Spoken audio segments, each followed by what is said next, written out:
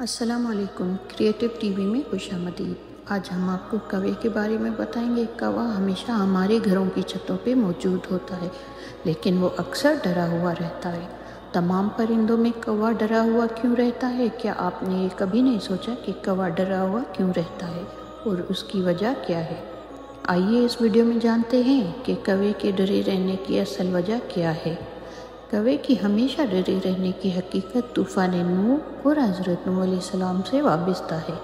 حضرت نوح علیہ السلام کی کشتی طوفان میں پھنس کر 6 ماہ چکر لگاتی رہی اور پھر اللہ کے حکم سے یہ کشتی جوتی پہاڑی پر جا کر رک گئی، جو عراق کے شہر جزیرہ میں واقع ہے۔ حضرت نوح علیہ السلام نے روئے زمین کا جائزہ لینے کے لیے سوچا کہ جس طرف زمین خشک ہو، کشتی کا رخ بھی اسی طرف کیا جائے۔ تو حضرت نوح علیہ السلام نے روئے زمین کی خبر لانے کے لیے کسی کو بھیجنے کا ارادہ فرمایا۔ سب سے پہلے مرغی نے اپنا ارادہ پیش کیا کہ میں روئے زمین کی خبر لاؤں۔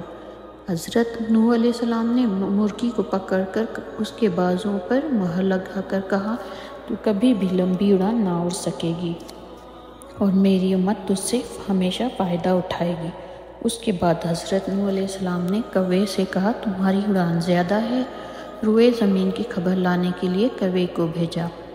کوا زمین خشک دیکھ کر مردہ جانوروں پہ گر پڑا اور واپس نہیں آیا۔ تو حضرت نوح علیہ السلام نے کوے پر لعنت فرما دی اور اس کے لیے بد دعا فرما دی کہ وہ ہمیشہ خوف میں مبتلا رہے، اور اس کے لیے کوے کو حیل و حرم میں کہیں بھی پناہ نہیں۔ بس یہی وجہ ہے کہ حضرت نوح علیہ السلام کی بد دعا کی وجہ سے کوا ہمیشہ ڈرا ہوا رہتا ہے۔ ویڈیو اچھی لگے تو لائک کریں، شیئر کریں، چینل کو سبسکرائب کریں۔ ملتے ہیں نئی ویڈیو میں، تب تک کے لیے اپنا بہت سارا خیال رکھیں۔ اللہ حافظ۔